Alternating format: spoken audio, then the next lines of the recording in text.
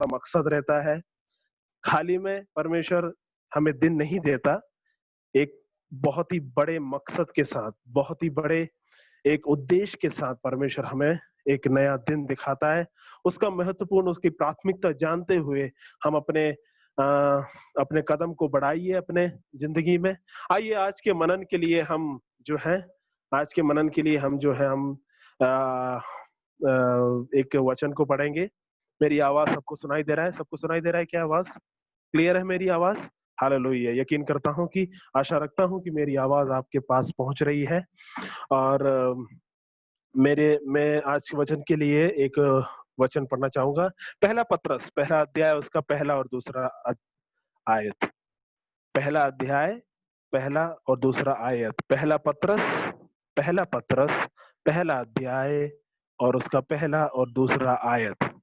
Hallelujah, hallelujah, hallelujah, hallelujah, hallelujah, hallelujah, hallelujah, hallelujah, hallelujah. धन्यवाद हो, धन्यवाद हो, धन्यवाद हो, धन्यवाद हो, धन्यवाद हो, धन्यवाद हो, धन्यवाद हो, धन्यवाद हो, धन्यवाद हो। मैं आपके लिए पढ़ना चाहूंगा। पतरस की ओर से, जो यीशु मसीह का प्रेरित है, उन परदेशियों के नाम जो पुन्तुस, गलातिया, कप्पदूकिया, आसिया और बितूनिया में तितर बितर होके रहते हैं, और परमेश्वर पिता के भविष्य ज्ञान के अनुसार पवित्र आत्मा के पवित्र करने के द्वारा आज्ञा मानने और यीशु मसीह के लहू के छिड़क जाने के लिए चुने गए हैं। तुम्हें अत्यंत अनुग्रह और शांति मिलती रहे। परमेश्वर के वचन के सुने जाने पर और पढ़े जाने पर हम सबको आशीष दे। आइए हम प्रार्थना करेंगे। यीशु मसीह, हम तेरा धन्यवाद करते हैं सुंदर अवसर के लिए पिता परमेश्वर। जैसे कि हम वचन में जा रहे हैं, आपका अनुग्रह, आपके संगति से हमें भरिए पिता परमेश्वर। आप हमसे बात कीजिए अब्बा, हम आपकी वाणी सुनना चाहते हैं। हम कोई मनुष्य के ज्ञान, मनुष्य की बुद्धि से नहीं, आपकी बुद्धि, आपके ज्ञान, आपके मुंह से हम सुनना चाहते हैं, ताकि आप ही हमारे परिस्थिति को अच्छी तरीके से जानते हैं, आप हमारे मन को अच्छी तरीके से जानते हैं पिता परमेश्वर। क्योंकि आपके वचन में लिखा है, आपका वचन जो है हमारे हमारे आत्मा में चीर फाड़ कर जाता है, हमारे शरीर में चीर फाड़ कर जाता है, और उसको वहां जो भी गठान है उसको खोलता है। हालेलुया। वो वही वचन बेचकर हमें चंगा कर, आत्मिक चंगाई, मानसिक चंगाई, शारीरिक चंगाई से हमें भर दे पिता परमेश्वर। यीशु नासरी के नाम से हम इस दुआ को मांगते हैं, कबूल कर, आमीन। ये बहुत ही सुपरिचित गद्यांश है। और आइए मैं एक कहानी के साथ शुरू करता हूं। एक ऐसी कहानी शायद सब लोगों ने सुनी होगी, एक ऐसी कहानी शायद कुछ लोगों ने नहीं सुनी होगी, मगर मैं आप एक ऐसी कहानी सुनाने जा रहा हूं, और उस कहानी के साथ हम अपने जीवन को भी रखेंगे, और उस कहानी के साथ हम अपने जीवन को भी नापेंगे। हालेलुया। उस कहानी के साथ हम क्या करेंगे कि जो पतरस जो है, पतरस जो है एक ऐसे लोगों को ये पत्री लिख रहा है। ये पतरस के लिखा हुआ पत्री है, हम सब जानते हैं। पतरस एक ऐसे लोगों को पत्र लिख रहा है जो कि प्रवासी है। प्रवासी का मतलब क्या है? वो अपने देश में नहीं रहते, वो अपने देश में नहीं रहते, वो दूसरे देश में रहते हैं, है ना। वो दूसरे देश में कैसे पहुंचे? ऐसे पहुंचे कि रोमी साम्राज्य जो था उसमें उन दिनों में नीरो चक्रवर्ती नामक चक्रवर्ती राजा बहुत सताता था, मसीह लोग को बहुत सताता था। और उन मसीहों के बारे में आज सबको बांटना चाहता हूं, और उन मसीहों के बारे में और उन मसीहों की जिंदगी के बारे में, उनकी जिंदगी में परमेश्वर ने कैसे काम किया, परमेश्वर ने कैसे बातें की, उसके बारे में आपके सामने रखना चाहूंगा। और यकीनन परमेश्वर हम सबसे बातें करेगा। देखिए, अब नीरो चक्रवर्ती था उन दिनों में, पहली सदी में। नीरो चक्रवर्ती कौन था? उनका चक्रवर्ती था, रोमा साम्राज्य के चक्रवर्ती था। और वो जो है बहुत ही क्रूर चक्रवर्ती था। वो क्या करता था कि अपने ही शहर को जलाकर अपने ही खुद के शहर को जलाकर वही जलाता था। और क्रिश्चियन जो है यानी कि मसीह, उन दिनों के मसीह जो थे उनको बलि का बकरा बनाता था। यानी कि कहते थे कि इनकी वजह से हमारे शहर को क्या हुआ है, हमारे शहर को आग लगी है, हमारे शहर में जो भी नाश विनाश जो आते हैं और इनकी वजह से हुआ है। ये लोग जो है ऐसे कार्य करते हैं क्योंकि मसीह लोग के खिलाफ बोलेंगे तो वो कुछ उसके प्रति कुछ नहीं बोलेंगे। उनको भी पता है, नीरो को भी पता है, नीरो राजा जो है उसको पता है कि मसीह लोग के खिलाफ बोलेंगे, इनको मारो गाड़ो कुछ भी करो, ये कुछ नहीं करेंगे, इनको पता है। तो नीरो ने क्या करा कि मसीह लोगों के ऊपर अलग अलग अत्याचार करने लगा, शुरू करने लगा। पहला अत्याचार क्या किया उसने, पहला अत्याचार ये किया कि उसने कुछ मसीह लोग को लाकर कह रहे हैं कि ये लोग श्रापी लोग हैं, इनकी वजह से हमारे शहर में आग लग रही है, इनकी वजह से हमारे शहर में अकाल आ रहा है, इनकी वजह से हमारे शहर में ये दर्द की अवस्था, पीड़ा आ रही है। तो नीरो ने क्या करा, कुछ मसीह लोग को लाकर अपने अपने जो महल में लाकर कुछ लोगों को, मसीह लोगों को बांध कर उनके ऊपर तेल डालकर जला दिया ताकि उनको लाइट मिलती रहे, उसकी प्रकाश मिलती रहे। कुछ मसीह लोग को मशाल के रूप में जला दिया ताकि उसका मशाल बन जाए और हमें उसका प्रकाश मिल रहा है। ऐसे ऐसे सताया गया। कुछ मसीह लोग को क्या करा कि जंगली जानवर के आगे फेंक दिया ताकि दूसरे लोग उसको, जंगली जानवर आके खाएंगे और दूसरे लोग उसको लुत्फ उठा सके, मजा उठा सके उसको देखकर, एक एंटरटेनमेंट के लिए, एक हमारे हमारे एंटरटेनमेंट के लिए, हमारे अच्छे दिन गुजरने के लिए जो है, उसके लिए ये लोग करते थे।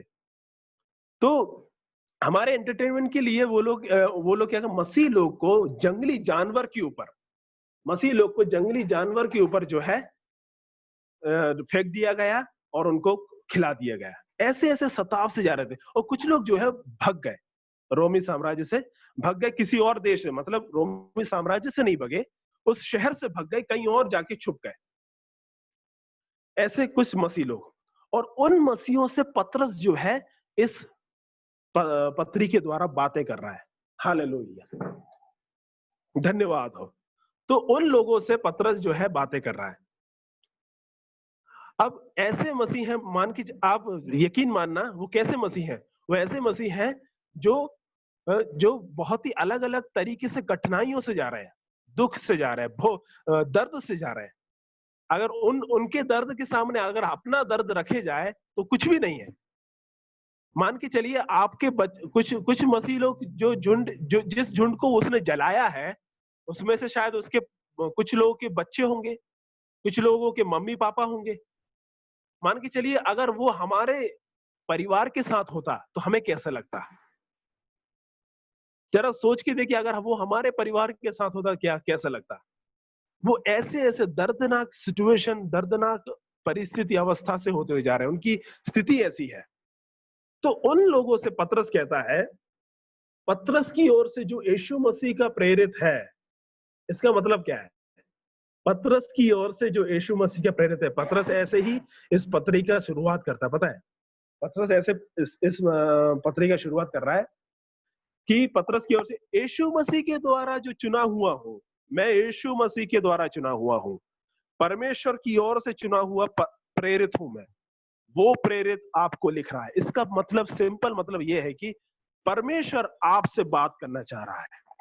उन प्रवासियों से पतरस कह रहा है कि परमेश्वर आज आपसे बात करना चाह रहा है, कोई मंत्री नहीं करना चाह रहा। आजकल हम कोविड के माहौल में अगर टीवी न्यूज खोलते हैं तो हमारे माननीय प्रधानमंत्री जी बातें करते हैं, हमारे देश के जो जन है उनसे बातें करते हैं, अलग अलग मंत्रियों का हम सुनते हैं कि ऐसा ऐसा किया जाएगा।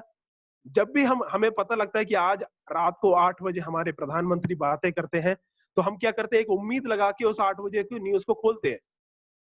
उस उम्मीद लगा कैसी, क्या बोलेंगे आज प्रधानमंत्री जी, कोविड का चल रहा है, वाहन रुके हुए हैं, सब कुछ दुकान बंदे हैं, ये वो, हम हर दिन सोचते हैं कि आज लॉकडाउन खुलेगा, कल लॉकडाउन खुलेगा, ये उम्मीद के साथ जो है पता नहीं क्या बोलने जा रहे हैं, वो उस उम्मीद के साथ जो है कान लगाए हम प्रधानमंत्री का भाषण सुनते हैं। ऐसे ही उम्मीद लगाए कुछ प्रवासी लोग वहां बैठे थे। प्रवासी लोग कौन होते हैं, वो अलग देश में, जो कि सताव की वजह से वो दौड़ के कहीं और देश में चले गए थे, किसी और देश में दौड़ के चले गए थे, और वहां उन लोगों को अलग तरीके से सताव हो रहा है। वहां के लोग बोल रहे हैं कि पता है क्या बोल रहे हैं वो लोग ये बोल रहे हैं कि ये लोग परमेश्वर को नहीं मानते, इन लोगों के बीच में कोई परमेश्वर नहीं है, ये लोग परमेश्वर को नहीं मानते। कहते कहते हैं कि क्यों? क्योंकि ये लोग, इनके पास कोई मूर्ति नहीं है, ना इनके पास कोई फोटो है। परमेश्वर की फोटो कहाँ है? मूर्ति कहाँ है? देव देव या देवता की फोटो कहाँ है? मूर्ति कहाँ है? तो वो कहते हैं कि ये लोग परमेश्वर को नहीं मानते, ये तो श्रापित लोग है। दूसरा अत्याचार क्या थोपते हैं उनके ऊपर, कि ये लोग आदमखोर लोग हैं।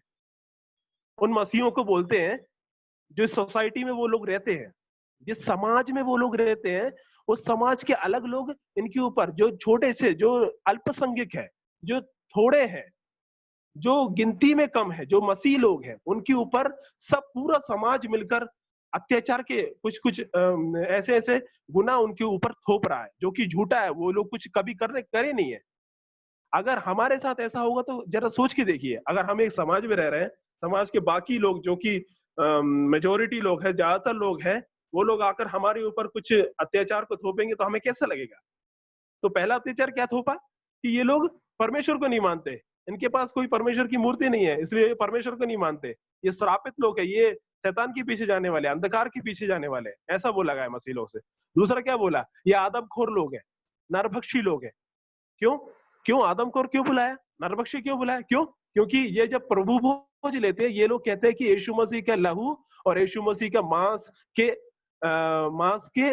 यीशु मसीह के लहू और यीशु मसीह के मांस के यादगार में हम जो प्रभु भोज लेते हैं, ब्रेड और वाइन, यानी कि जिस जिस याद में हम लेते हैं, वो ये कहते हैं कि ये एक आदमी को खाते हैं। भले ऐसा करते नहीं है, हम लोग तो ब्रेड और वाइन लेते हैं, यानी कि रोटी और दाखरस को पीते हैं, मगर हम किसकी यादगार में रहते हैं? परमेश्वर की उस मृत्यु की यादगार में।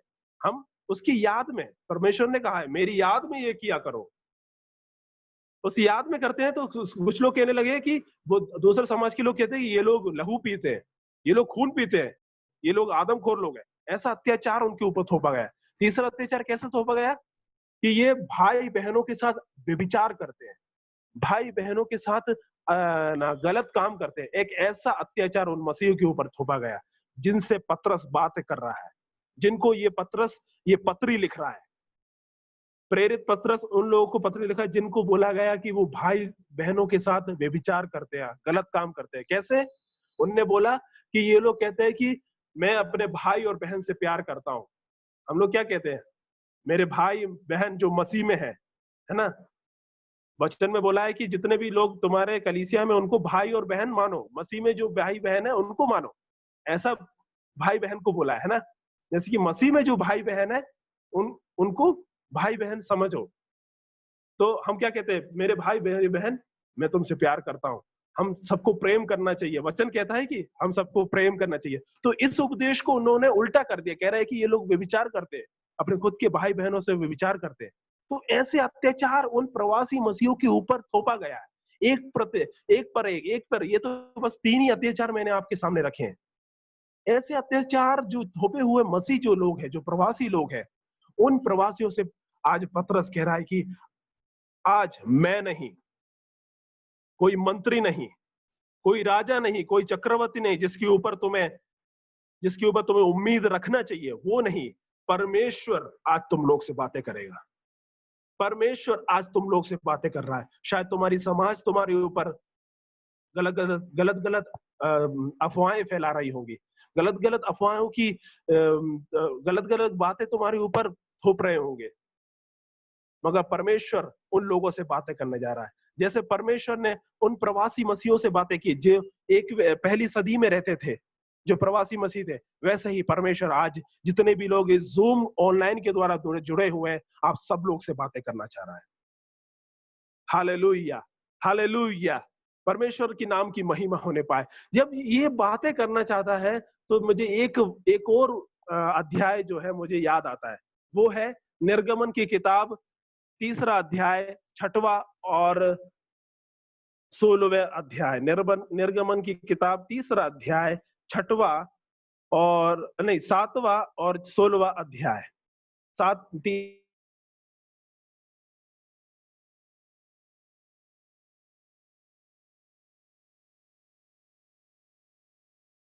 अध्याय उसका वाक्य, यानी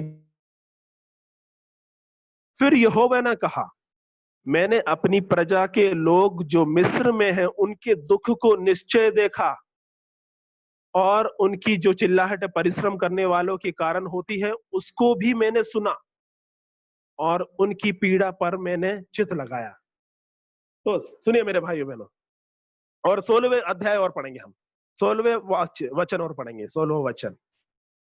इसलिए अब जाकर इस्राएली पुरानियों को झटका लगा इकट्ठा करा और उनसे कहा, तुम्हारे पूर्वज अब्राहम, इसहाक और याकूब के परमेश्वर यहोवा ने मुझे मुझे दर्शन देकर यह कहा कि मैंने तुम पर और तुमसे जो बर्ताव मिस्र में किया जाता है उस पर भी मैंने चित्त लगाया है ना। परमेश्वर की नाम की महिमा होने पाए। तो जब पतरस बोल रहा है कि परमेश्वर आपसे बात करना चाहता है, उसका मतलब क्या है मेरे प्रिय भाइयों बहनों? परमेश्वर आपसे बात करना चाहता है, उसका मतलब सिंपल सा मतलब ये है कि ये दिखाना चाहता है पतरस कि परमेश्वर अभी भी जिंदा है। हमारा परमेश्वर, जिस परमेश्वर की हम आराधना करते हैं, जिस परमेश्वर की हम आराधना करते हैं, वो अभी भी जीवित है। वो बोल सकता है, वो बातें कर सकता है, वो हमारी चिंताओं को देख सकता है, वो हमारी दुखों को देख सकता है, वो हमारे हमारे हमारे चिल्लाहट को, हमारी पुकार को सुन सकता है। वो मरा नहीं है। हालेलुया। वो मरा नहीं है, वो परमेश्वर देख सकता है। प्रेरित पौलुस कहता है कि यीशु मसीह का प्रेरित, यीशु मसीह से जो संदेश मिला है, परमेश्वर से जो संदेश मिला है, वो आपके सामने मैं रखना चाहता हूं। इसका मतलब एक ही मतलब है, एक मतलब ये है कि परमेश्वर जिंदा है। परमेश्वर आपके दुखों को देख रहा है, परमेश्वर आपकी चिल्लाहट को देख रहा है, सुन रहा है, आपके पुकार को सुन रहा है। अगर आप अभी आपको लग रहा है कि आप नहीं सुन, आपको लगता है कि परमेश्वर आपकी चिल्लाहट को, आपकी पुकार को नहीं सुन रहा, अगर आपके मन में ऐसा लग रहा है कि ये गलत है, परमेश्वर जीवित है। परमेश्वर जीवित है, परमेश्वर आपसे बातें करना चाहता है। परमेश्वर मरा नहीं है। हम जिसकी आराधना करते हैं वो परमेश्वर मरा नहीं है। दूसरी बात क्या है? करना चाहता है। परमेश्वर हमारे जो जिंदगी में जो अवस्था है, जो परिस्थिति है, उसके उसमें वो हस्तक्षेप करना चाहता है, इंटरवीन करना चाहता है। देखना और सुनना, केवल वो देखना और सुनने से लिमिट नहीं रहना चाहता, वो हस्तक्षेप करना चाहता है। हालेलुया। वो हमारे जीवन में आके हस्तक्षेप करना, जो भी परिस्थिति हो, वो हमारे जीवन में आके हस्तक्षेप करना चाहता है। इसका मतलब यही है। हालेलुया। तो ये है परमेश्वर प्रेरित जो पहले ही वाक्य, जो जिस जिस सेंटेंस से उसने शुरू की है, उसका मतलब यह है कि परमेश्वर बातें करना चाहता है, परमेश्वर जीवित है, परमेश्वर मरा नहीं है, परमेश्वर हमारे जीवनों में हस्तक्षेप करना चाहता है। हालेलुया। उस परमेश्वर के हाथों में हमारे जीवनों को सौंप दे जो जीवित है। आइए हम दूसरे वचन में आएंगे। दूसरे वचन में, पहला पत्रस उसके पहला अध्याय उसका दूसरा वचन, दूसरा, लेकिन इसमें ऐसा लिखा है, और परमेश्वर पिता के भविष्य ज्ञान के अनुसार पवित्र आत्मा के पवित्र करने के द्वारा आज्ञा मानने और यीशु मसीह के लहू की छिड़क जाने के लिए चुने गए हैं, तुम्हें अत्यंत अनुग्रह और शांति मिलती रहे। आइए हम इस वचन पे थोड़ी देर ध्यान रखेंगे। आप सब लोग इधर ध्यान से सुनिए, सब लोग से ध्यान से सुनिएगा। मैं कुछ चीजों को आपके सामने रखने जा रहा हूं, बहुत ही आसान है, ताकि वो हम समझ सके, बहुत ही जरूरी है। प्लीज ध्यान से सुनिएगा। आपके आने वाले 15 और 20 मिनट को मैं आपसे चाहता हूं, विनती करता हूं, प्लीज ध्यान दीजिएगा।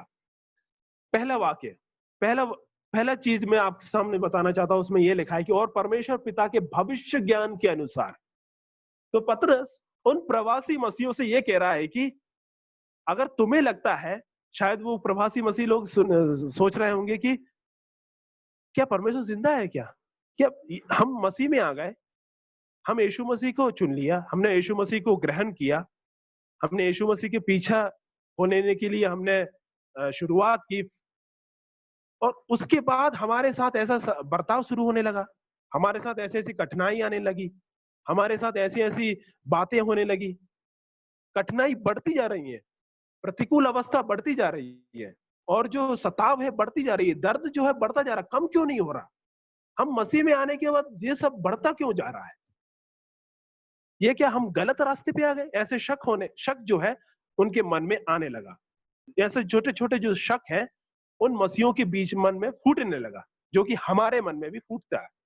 जो कि हमारे मन में भी फूटता है जब आंधी आती है, जब तूफान आते हैं, जब अलग-अलग दर्द हमारे सामने आते हैं, अलग-अलग सताव हमारे सामने आते हैं, कठिनाइयाँ आती हैं, तो हमारे मन में भी पूछता है, हम सही रास्ते में आए हैं? क्या जो जिस रास्ते को हमने चुना है वो सही है या क्या वो गलत है? ऐसे-ऐसे शक जो है, ऐसे-ऐसे सवाल जो है हमारे मन में धीरे-धीरे उठने लगते हैं। ऐसे ही सवाल उन दिनों में उन मसीहों के बीच में उठने लगे। तो उसको काउंटर करते हुए, उसके खिलाफ बोलते हुए पतरस कहता है, हालेलुया, कहता है कि परमेश्वर पिता के भविष्य ज्ञान के अनुसार तुम्हें चुना गया है। यानी कि जो पूर्व ज्ञान रखता है, जो भविष्य का ज्ञान रखता है, जो पहले क्या होगा, क्या नहीं होगा, भविष्य में क्या होने जा रहा है, उस ज्ञान को रखने वाला परमेश्वर ने तुम्हें चुना है। मेरे मसीहो, परमेश्वर ने तुम्हें चुना है। उस परमेश्वर ने जिसने भविष्य, इसका मतलब यही है कि जिस परिस्थिति से, जिस जिस अवस्था से, जिस कठिनाई से, जिस सताव से तुम जा रहे हो, वो परमेश्वर की इच्छा है। परमेश्वर ने इसकी परमेश्वर के ज्ञान के अनुसार ही सब कुछ हो रहा है। परमेश्वर के ज्ञान के बिना कुछ नहीं हो रहा। ये जो भी तुम लोग जिस परिस्थिति में हो, पतरस कह रहा है जिस परिस्थिति में तुम लोग हो, ये सब परमेश्वर जानता है। परमेश्वर जानबूझकर, परमेश्वर जानते हुए तुम्हें इस परिस्थिति में से लेके गया है। ये परमेश्वर की इच्छा है, इसका मतलब ये है। और दूसरा मतलब क्या है? दूसरा मतलब, अगर ये परमेश्वर की इच्छा है कि हम इस कठिनाई से जाएं, तो इसका दूसरा मतलब ये है कि तो फिर अगर ये परमेश्वर की इच्छा है, तो परमेश्वर के हम जो भी परिस्थिति है, हमारी परिस्थिति है, जो भी कठिनाई है, वो परमेश्वर के नियंत्रण में है।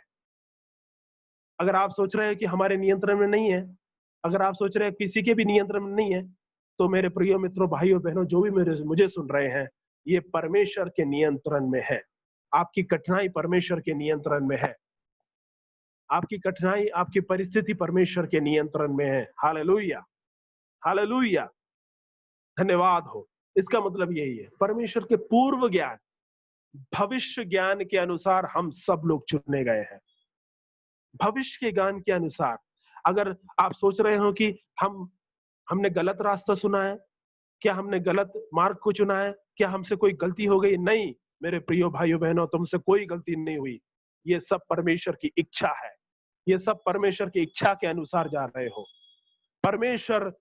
परमेश्वर के नियंत्रण में है तुम्हारी जीवन, तुम्हारा परिवार, तुम्हारी पढ़ाई, तुम्हारी लिखाई, तुम्हारा जॉब, तुम्हारा सब कुछ परमेश्वर के नियंत्रण में है। हालेलुया।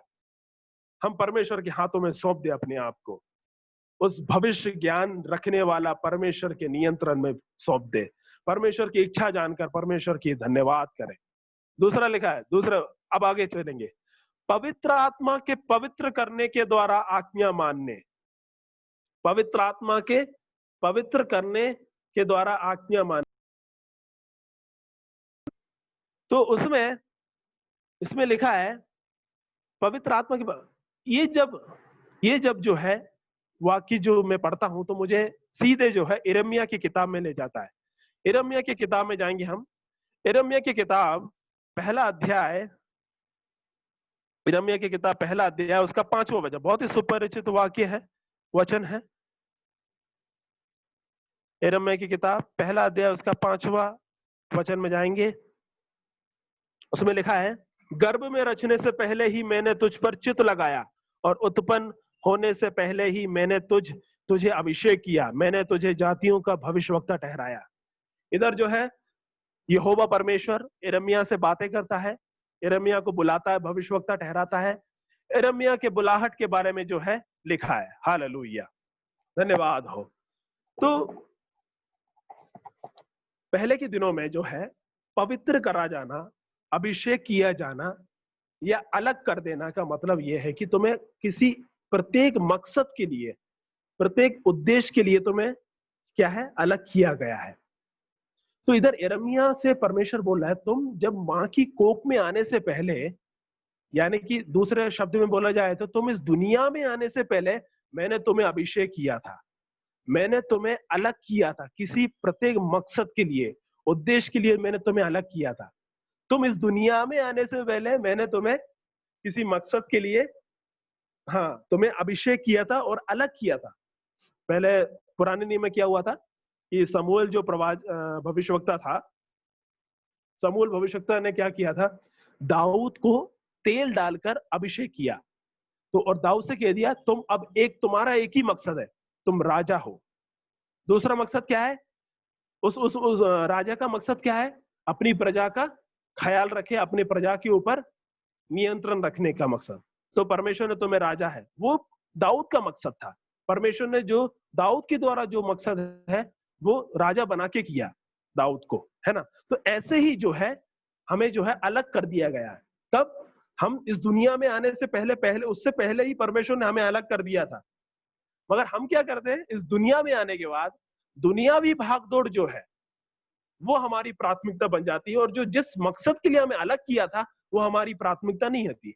हमारी प्राथमिकता क्या रहती है, दुनियावी भागदौड़, पढ़ाई लिखाई, शादी, परिवार, हमारी एग्जाम, जो भी दुनियावी भागदौड़ है वो हमारी प्राथमिकता बन जाती है। और जिस मकसद के लिए, जिस उद्देश्य के लिए परमेश्वर ने हमें अलग किया था, और जिस उद्देश्य के कारण हमें परमेश्वर ने इस दुनिया में भेजा था, वो हमारी प्राथमिकता हट जाती है। हालेलुया। तो इधर पतरस ये बोल रहा है कि तुम पवित्र आत्मा के द्वारा तुम अभिषेक किए गए हो, पवित्र किए गए हो। पवित्र किए का मतलब यह है कि अलग किए गए हो, सैंक्टिफाई बोलते हैं उसको इंग्लिश में, सैंक्टिफाई किए गए हो, अलग किए गए हो किसी मकसद के लिए, और उस मकसद को जानो। पतरस कह रहा है कि उस मकसद का जानो, हर दिन प्रतिदिन मकसद को जानो, और अपने जीवन का जो मकसद है, जो लॉन्ग टर्म मकसद है, उसको भी जानो, और जानकर उस पे खरे उतरो। जानने की जिम्मेवारी हमारी है प्रिय मित्रों। दुनियावी भागदौड़ में उलझने के लिए, दुनियावी भागदौड़ में पड़ने के लिए परमेश्वर ने हम इस दुनिया में नहीं भेजा। अगर कुछ लोग को लग रहा है कि मेरा मकसद क्या है, मेरे जीवन में अर्थ क्या है, कहां जा रहा है मेरा जीवन, जो भी करता हूं असफल होता हूं, अगर ऐसे कुछ लोग सोच रहे हैं तो आप लोग से भी मैं बात करना चाहता हूं परमेश्वर के वचन के अधिकार पे, कि परमेश्वर कह रहा है कि मैंने तुम्हें इस दुनिया में भेजा है, अचानक से नहीं भेजा, गलती से तुम इस दुनिया में नहीं आए हो मेरे प्रियो भाइयों बहनों, एक मकसद के साथ आए हो, एक उद्देश्य को पूरा करने आए हो, और वो उद्देश्य परमेश्वर ने दिया है। इस भूमंडल का रचने वाला सृष्टिकर्ता परमेश्वर ने एक उद्देश्य के साथ तुम्हें इस दुनिया में भेजा है। कोई भी हो, गौरा हो, नाटा हो, काला हो, कोई भी हो, परमेश्वर ने सबको एक उद्देश्य के साथ, कोई गलती से इस दुनिया में पैदा नहीं हुआ, एक उद्देश्य के साथ इस दुनिया में आया है। उस मकसद को जानने की कोशिश करें प्रिय मित्रों, भाइयों बहनों। तो हम पवित्र आत्मा के द्वारा, आप एक पास्टर के द्वारा नहीं, आप एक भविष्यवक्ता के द्वारा अलग नहीं किए गए, परमेश्वर के द्वारा आप अलग किए गए हैं। ये ध्यान रखना आप सब लोग, परमेश्वर के द्वारा एक मकसद, एक उद्देश्य के लिए अलग किए गए हैं, और हम इधर आके इस दुनिया में, उसके लिए हमें दुनिया में भेजा गया है। और दुनिया में आके हम क्या करते हैं, दुनियावी जो भागदौड़ है उसमें हम व्यस्त हो जाते हैं, और जो परमेश्वर जिस मकसद के लिए भेजा है वो उसकी प्राथमिकता हम भूल जाते हैं। ऐसा नहीं है प्रिय मित्र भाइयों, और इसलिए तो हम जो भी करते हैं वो असफल रहता है, क्योंकि हमें जो दिखता है वो हमारा मकसद बन जाता है, हमें जो दिखता है वो हमारा मकसद बन जाता है, हम जिसको देखते हैं वो हमारा मकसद बन जाता है, इसलिए जो भी करते हैं वो असफल रहता है। मेरे प्रिय भाई बहनों, इसलिए तो असफल होते हैं। मगर आप लोग से क्या चाहते हैं परमेश्वर, परमेश्वर ये चाहता है कि आप, परमेश्वर ने जिस मकसद से तुम्हें भेजा उसको उसको आइए, उसको पहचानिए। हालेलुया। तीसरी बात, तीसरी बात क्या लिखा है, तुझे, तीसरी बात लिखा है, आइए हम तीसरी बात को और जाएंगे जो आखिरी बात है।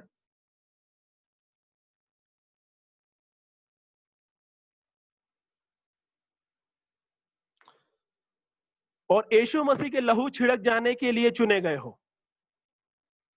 यीशु मसीह के लहू छिड़क जाने के लिए तुम्हें चुने गए हैं। जब लहू छिड़क जाने के लिए तुम्हें, जो इसका मतलब यह है कि लहू से मुझे, यीशु मसीह के लहू से मुझे एक 3 चीजें याद आती है। एक बलिदान, दूसरा दुख भोगना, तीसरा प्यार जो परमेश्वर ने यीशु मसीह के द्वारा हमें दिखाया है। प्यार जो परमेश्वर ने यीशु मसीह के द्वारा हमें दिखाया है, जिस प्यार की वजह से हमने यीशु मसीह को ग्रहण किया है, उस प्यार को हमें दूसरों को भी बांटना है ना। तो 3 चीजें, एक बलिदान, यीशु मसीह का बलिदान, यीशु मसीह का दुख भोगना और यीशु मसीह का प्यार, जिसको हमने प्राप्त किया है और जिसको हमें बांटना चाहिए। हालेलुया, धन्यवाद हो, धन्यवाद हो, हालेलुया, धन्यवाद हो, धन्यवाद हो। तो इसका मतलब यह है कि बलिदान जो है, हमें बलिदान करना है। तो पतरस उन प्रवासी मसीह से कहता है कि जैसे यीशु मसीह ने बलिदान किया है, हमें भी बलिदान देना, कुछ चीजों को हमें भी बलिदान देना है। बलिदान देते समय हमें बहुत दर्द होता है और दुख भोगना है हमें, जो दुख आते हैं उसको भोगना है हमें। तीसरी बात, जो प्यार को हमने पाया है यीशु मसीह से, उस प्यार को दूसरों को भी बांटना है। हालेलुया, जिस प्यार को हमने पाया है उस प्यार को दूसरों को भी हमें बांटना है। हमें कुछ चीजों को बलिदान करना पड़ेगा। हालेलुया, जब मैं अपना डॉक्टरी पढ़ाई में कर रहा था, डॉक्टर बनने के लिए पढ़ाई कर रहा था, तो 1 साल और मेरा बच गया था। 1 साल बचने के बाद मुझे जूनियर डॉक्टर की जो है पोजीशन मिल जाती, और 1 साल और पढ़ लेता, मैं जूनियर डॉक्टर के पोजीशन में चला जाता और मुझे पैसा मिलता, सब कुछ मिलता, इज्जत दौलत जो भी है सब कुछ मिलता। मगर 1 साल खत्म नहीं होने दिया, परमेश्वर ने मुझे बुला लिया उसके काम के लिए। मुझे बलिदान करना पड़ा मुझे। हालेलुया, मुझे अपनी जो पैसा है, जो इज्जत है, जिस डॉक्टर हो गया, डॉक्टर का नाम की इज्जत भी होती है, सब कुछ मिलता है। दुनियावी रूप से, जो भौतिक रूप से हमें मुझे सब कुछ मिलेगा, एक अच्छा कुर्सी मिलेगी, सब कुछ मिलेगा मुझे। मगर मुझे मुझे उसको बलिदान करना पड़ा। उस बलिदान करते समय हमें, मुझे बहुत दर्द हुआ था। ईमानदारी से बात किया जाए तो मुझे बहुत दर्द हुआ था, मुझे बहुत दुख भोगना पड़ा था। मेरे दोस्त बोलने लगे कि कैसा आदमी है, कैसा मूर्ख आदमी है, बेवकूफ आदमी हो तुम, तो डॉक्टरी छोड़ के जा रहे हो तुम, 1 साल और पढ़ लेते। अलग अलग तरीके के जो है कमेंट्स करने लगे, दुख भोगना पड़ा। मेरे अलग अलग जो परिवार के अंग हैं, जो दूर के रिश्तेदार हैं, वो सब लोग मुझे कोसने लगे, डॉक्टर बन जाते तो अच्छा रहता, तुम आज कहाँ होते। मेरे जो साथ पढ़ने वाले दोस्त हैं, आज वो डॉक्टर है, अच्छे पोजीशन में है, मैं फाइनल ईयर में बैठा हूँ। हालेलुया, मगर मुझे इस चीज का दुख नहीं है। हालेलुया, परमेश्वर के नाम की, मैं परमेश्वर के लिए मैंने बलिदान किया। मैं अपने बारे में बड़ाई नहीं कर रहा मेरे प्रिय मित्रों। जब मैंने बलिदान किया, मुझे दर्द हुआ, क्योंकि परमेश्वर का उद्देश्य, परमेश्वर की जो उद्देश्य था वो कुछ और था। मैंने परमेश्वर के उस मकसद के लिए, जिस मकसद के लिए परमेश्वर ने मुझे इस दुनिया में भेजा, वो मैं भूल के अपने मकसद के पीछे चला गया था, इसलिए मुझे उसको बलिदान करना पड़ा। तो जिस अपने मकसद, अपने इच्छा के अनुसार, अपने मकसद के की वजह से कुछ चीजों को हमने अपने ऊपर चढ़ा के रखा है, अपने कंधे पे बोझ ला के रखा है, उसको बलिदान करना पड़ेगा, उसको झटकार कर निकाल के फेंकना पड़ेगा। अब जब उसको काट के, झटकार के, निकाल के फेंकते समय हमें दर्द होता है, पता है। अब वो हमारे शरीर में ऐसा घुस चुका है, हमारे मन में ऐसा घुस चुका है, अब उसको काटते समय क्या है, हमें दर्द होगा, इसलिए हमें दुख भोगना पड़ेगा। कुछ लोग बोले क्या कर रहा है, अरे अच्छी खासी नौकरी तो थी। मैं नौकरी की बात नहीं कर रहा, ये तो मेरे लिए, मेरा उदाहरण है, इसलिए मैं उसके बारे में नहीं कर रहा हूं। आपके अलग अलग जीवन में अलग अलग चीज होती है, इसलिए बलिदान करना पड़ेगा कुछ चीजों के लिए, जो कि परमेश्वर के इच्छा में खिलाफ हो, परमेश्वर की इच्छा के खिलाफ हो। और जिस प्यार को परमेश्वर से हमने पाया, उस प्यार को हमें बांटना है दूसरों को। हम इतने स्वार्थी नहीं है कि परमेश्वर से हमें प्यार मिल गया, चलो भैया हम तो सेटल हो गए, दूसरों जाए भाड़ में जाओ, ऐसा नहीं है। हमें अगर प्यार मिला है, परमेश्वर ने हमें भी छुड़ाया है, तो हमें दूसरों को भी छुड़ाना है, उस प्यार को दूसरों से भी बांटे। यीशु मसीह ने जो काल्वरी क्रूस पे जो प्यार दिखाया था, उसको परमेश्वर दूसरों से भी बांटे।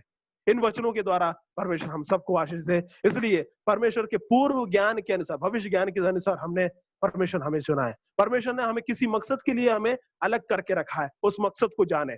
और तीसरी बात, परमेश्वर के लहू को, जब परमेश्वर यीशु मसीह के लहू हमारे ऊपर है, इसका मतलब बलिदान करना है, हमें दुख भोगना है, हमें वो प्यार को बांटना है। हालेलुया, इन वचनों के द्वारा परमेश्वर हम सबको आशीष दे, परमेश्वर हम सबको अच्छा दिन दे।